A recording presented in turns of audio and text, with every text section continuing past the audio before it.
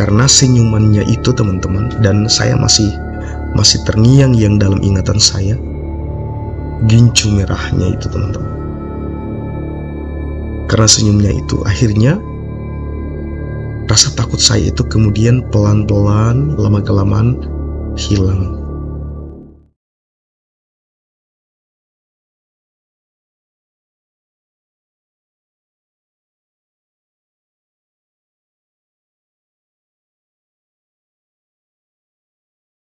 Cerita ini saya alami sekitar tahun 2019, yang saat itu keadaan saya sangat terpuruk, susah, sangat susah.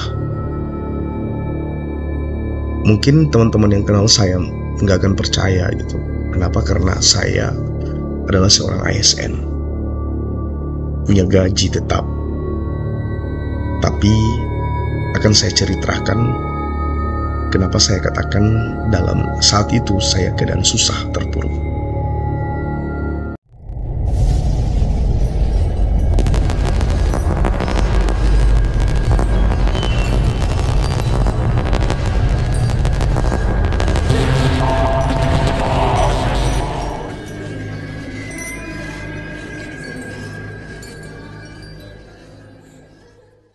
Sebelumnya teman-teman, saya merupakan seorang ASN, pegawai provinsi yang tugasnya itu di wilayah kepulauan. Dan istri saya bekerja di daratan, jadi kita terpisah. Semenjak nikah 2016, saya harus berpisah demi menunaikan tugas itu dengan istri saya 3 tahun lamanya. Karena keadaan itu teman-teman, yang harus saya berpisah dengan istri, anak-anak, dan kebetulan rumah saya ada di Ampana. Saya berupaya untuk bisa pindah dan kemudian bisa hidup bersama dengan istri saya, keluarga kecil saya. Saya lakukan upaya-upaya itu. Di mana ada peluang, saya coba untuk melakukan mengajukan permohonan saya untuk dapat pindah tugas. Dan alhamdulillah pada tahun 2019 itu dikabulkan permohonan saya untuk dapat pindah ke menjadi pegawai kabupaten, yang sebelumnya pegawai provinsi, kemudian convert ke pegawai kabupaten. Namun teman-teman, pada saat itu ada persoalan politis, ya, dapat saya katakan sebagai persoalan politis. SK saya yang awalnya di provinsi, kemudian dimutasi dan kemudian penempatan saya di salah satu OPD, tapi kemudian itu tidak dapat diakomodir. Di sisi lain teman-teman, saya harus bekerja sesuai dengan SK itu, perintah pada SK itu. Tapi di sisi lain ada persoalan lain yang tidak bisa mengakomodir saya untuk melaksanakan tugas sebagaimana perintah dalam surat keputusan itu. Ada persoalan lain teman-teman. Saya bingung apa yang harus saya lakukan. Saya pengen untuk melaksanakan tugas sesuai dengan perintah SK, tapi di sisi lain ada sesuatu yang tidak bisa saya untuk melaksanakan tugas. Kenapa? Karena keberadaan saya tidak dapat diakomodir. Akhirnya semenjak SK itu keluar dan penempatannya di salah satu OPD, selama 1 minggu gitu, saya harus tetap hadir di OPD, tapi tidak dalam ruang kantornya. Saya harus duduk sendiri gitu, nggak tahu mau buat apa. Saya cuma duduk sendiri di parkiran. Kalau ada teman-teman yang saya kenal kebetulan datang, karena saya malu gitu, ngapain saya di tempat parkir, ya. Saya harus buang muka atau bersembunyi supaya mereka tidak lihat. Karena sampai sejauh selama 1 minggu lebih gitu nggak ada kabar, karena saya berharap ada solusi yang dapat diberikan oleh atasan saya bagaimana tentang nasib saya. Tapi kemudian hal itu tidak saya dapatkan ya teman-teman. Saya putuskan untuk ya udah, karena memang saya tidak diinginkan untuk berada di OPD itu. Saya kemudian berpikir teman-teman, mungkin ada hal-hal lain yang bisa saya kerjakan. Saya berupaya untuk mencari kerja, dan teman-teman tahu, karena memang saya tidak hadir untuk melaksanakan tugas, konsekuensinya adalah hak saya, dalam hal ini adalah gaji, itu ditahan. Jadi saya nggak bisa menerima gaji. Jadi praktis, selama beberapa bulan itu teman-teman, istri yang harus menafkahi seluruh kebutuhan keluarga. Dan tapi saya berupaya untuk mendapatkan penghasilan di luar gaji itu. Mungkin saja saya berharap ada kerja yang bisa saya handle, kemudian saya mendapatkan gaji daripada itu. Kuat saya berusaha teman-teman, tapi tidak juga saya dapatkan pekerjaan yang itu. Saya nggak tahu ya, apa memang ini sebuah ujian bagi saya, karena begitu sempit saya rasa saat itu. Saya terpuruk teman-teman, saya merasakan susah. Jadi biasanya kalau waktu istri mau pergi kerja, mau pergi dinas, saya harus menghandle anak-anak, saya harus jaga gitu. Tapi kemudian saya merasa malu karena saya seorang kepala keluarga yang mestinya saya juga harus bekerja untuk menafkahi keluarga saya. Saya senantiasa berdoa supaya Tuhan kemudian memberikan solusi yang terbaik bagi saya. Dan lama-kelamaan saya sadari ini merupakan ujian bagi saya. Saya berbesar hati untuk terus bisa bersabar menghadapi semua cobaan ini, teman-teman. Hingga satu saat saya tiba pada titik jenuh, kemudian berharap akan ada sebuah keajaiban yang mungkin saja Tuhan berikan kepada saya sebagai jalan terbaik ya bagi kehidupan saya. Setiap saat hal itu menjadi sebuah obsesi saya. Jika saya mendapatkan hal-hal yang tentang materi yang lebih, maka saya akan berencana untuk A, untuk B, dan sebagainya. Yang intinya saya ingin membahagiakan keluarga kecil saya itu, teman-teman. Hingga di satu saat dalam keadaan jaga, jadi tidak tidur terlelap gitu, dan tidak juga dalam keadaan sadar. Kalau istilahnya mungkin jaga ya teman-teman. Saya kemudian dibawa dalam sebuah mimpi. Cerita mimpi itu adalah ada sebuah kejadian yang saya beserta teman-teman saya saat itu, ini dalam mimpi ya, akan ditangkap gitu oleh beberapa aparat. Ada beberapa teman bersama saya, sekitar 4 atau 5 orang gitu. Mereka kemudian tertangkap oleh aparat. Saya melihat, saya kebetulan dapat bersembunyi dan mereka tidak dapat melihat saya tertangkap. Saya bersembunyi lama, saya melihat gitu bagaimana mereka diperlakukan, ditangkap, kemudian diperlakukan, disuruh jongkok dan lain sebagainya.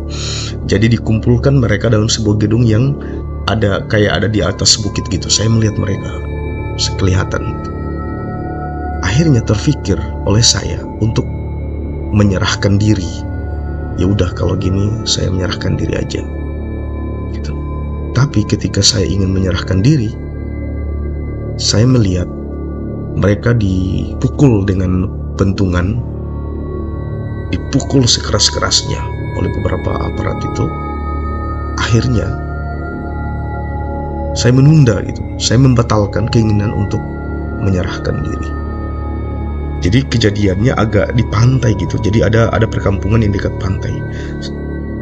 Nah jadi posisi itu saya di bawah, jadi rumah-rumah itu di pantai gitu, yang pakai kolong ya, pakai tiang-tiang. Saya dapat bersembunyi di tiang-tiang itu yang di atas, ditancap di atas laut gitu. Saya bersembunyi teman-teman. Saya kemudian menyelam gitu agar tidak bisa tertangkap oleh. Tiba-tiba ketika saya menyelam untuk bersembunyi, kemudian saya muncul dari dalam laut.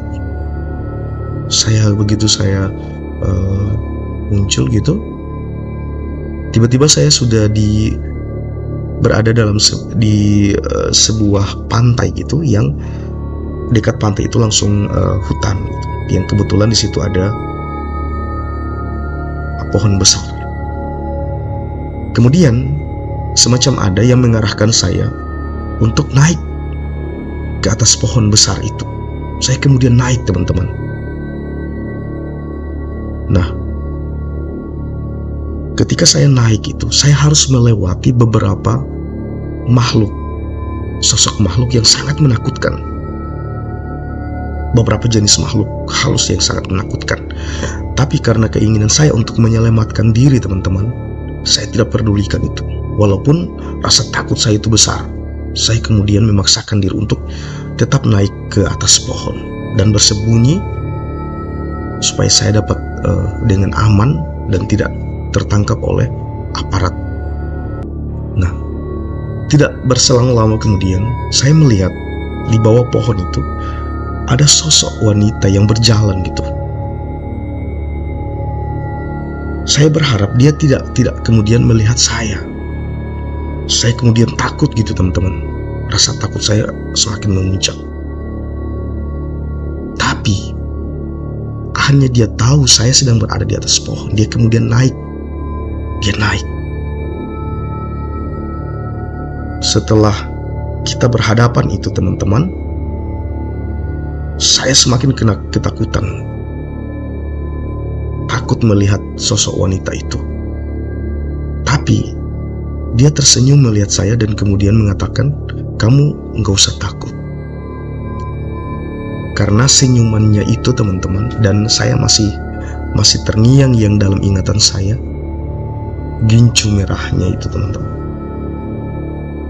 Karena senyumnya itu, akhirnya rasa takut saya itu kemudian pelan-pelan, lama-kelamaan hilang. Lalu kemudian teman-teman, dia menawarkan agar saya bisa nikah sama dia. Katanya gini teman-teman, "Maukah kamu nikah sama saya?" Kata si cewek itu, perempuan itu yang dengan gincu itu. Karena posisi saya seakan-akan saya merasa saya terancam gitu, dan ingin menyelamatkan diri, saya iyakan dan saya katakan iya, saya mau. Saat saya katakan iya, saya mau, tiba-tiba saja saya sudah berada di sebuah perkampungan teman-teman, yang pada saat itu kondisinya lagi senja. Jadi seperti waktu pasca subuh ya, mau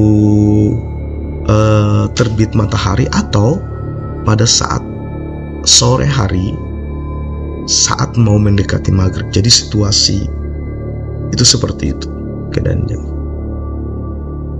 Saya sudah berada di depan meja yang kebetulan itu di depan itu adalah yang kemudian saya menerka bahwa itu merupakan syarat-syarat untuk dilangsungkannya pernikahan saya bersama perempuan itu teman-teman.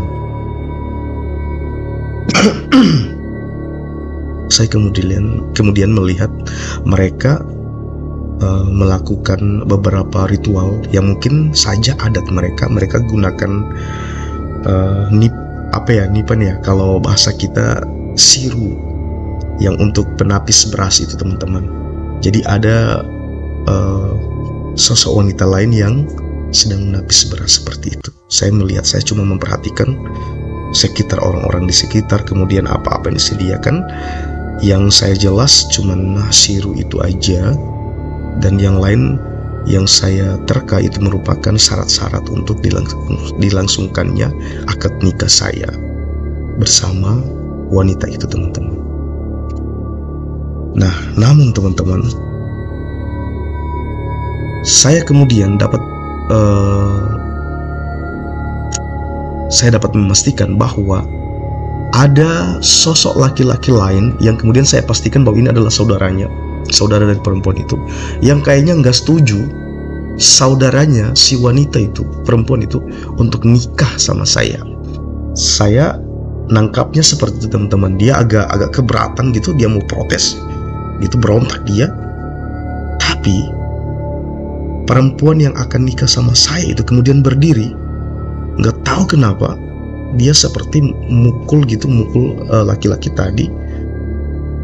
Dia agak ke sebelah kiri gitu, teman-teman. Akhirnya si laki-laki itu diam dan hanya menunduk gitu, patuh dengan apa yang diperintah sama si perempuan ini.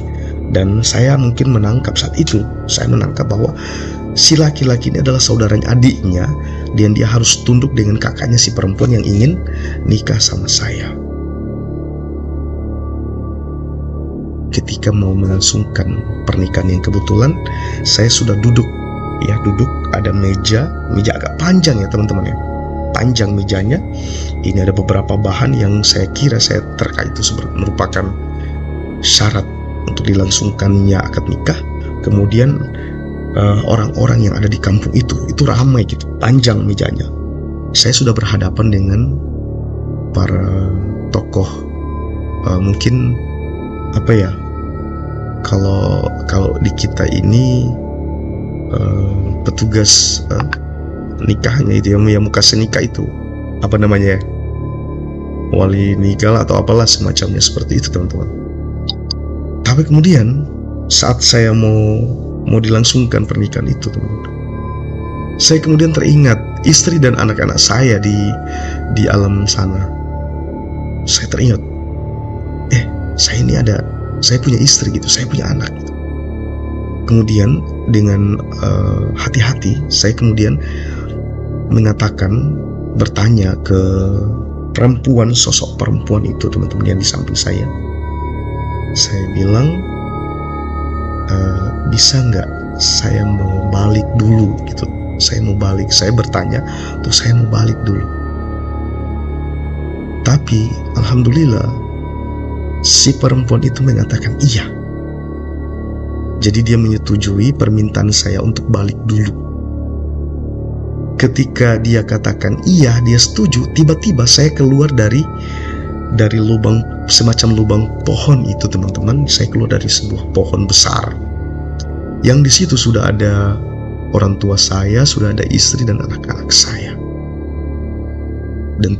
Dan ketika saya keluar dan kemudian mereka menangis menyambut saya, sudah banyak orang ya yang saya kenal itu, orang tua saya, mama sama papa, kemudian istri serta anak-anak. Mereka memeluk saya, tiba-tiba saya kebangun gitu. Saya kemudian berpikir, ini apa ya?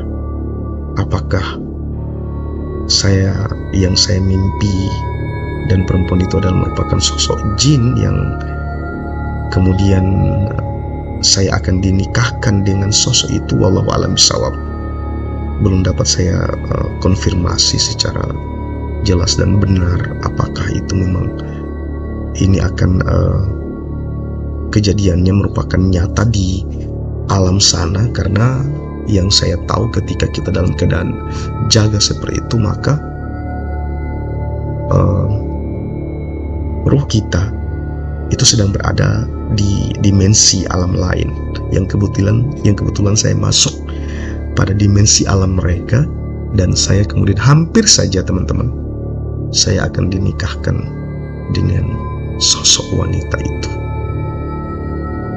Kalau ini cuma mimpi biasa ya, teman-teman ya, mungkin sudah saya lupa. Tapi sampai detik sekarang masih sangat saya ingat kejadian dari awal sampai saya sadar gitu. Dan masih saya ingat sosok wanita yang akan nikah sama saya saat itu, teman-teman. Demikian teman-teman, cerita kisah yang saya alami pada tahun 2019 teman-teman. Mungkin teman-teman punya pengalaman yang sama dengan saya, atau teman-teman yang tahu isi daripada kisah ini, mimpi ini, perjalanan saya teman-teman. Mungkin teman-teman dapat memberikan komentar di bawah atau petunjuk-petunjuk apa yang dapat teman-teman bagi buat saya.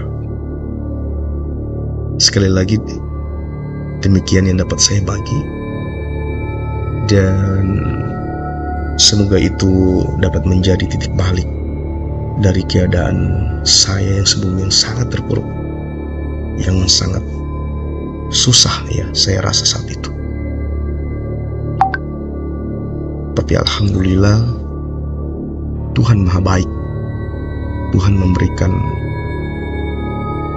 apa yang sebenarnya kita butuhkan. Demikian teman-teman, sekali lagi, dan saya akhiri kisah saya dengan ucapan terima kasih buat teman-teman semua yang sudah menontonnya. Assalamualaikum warahmatullahi wabarakatuh. Sampai jumpa.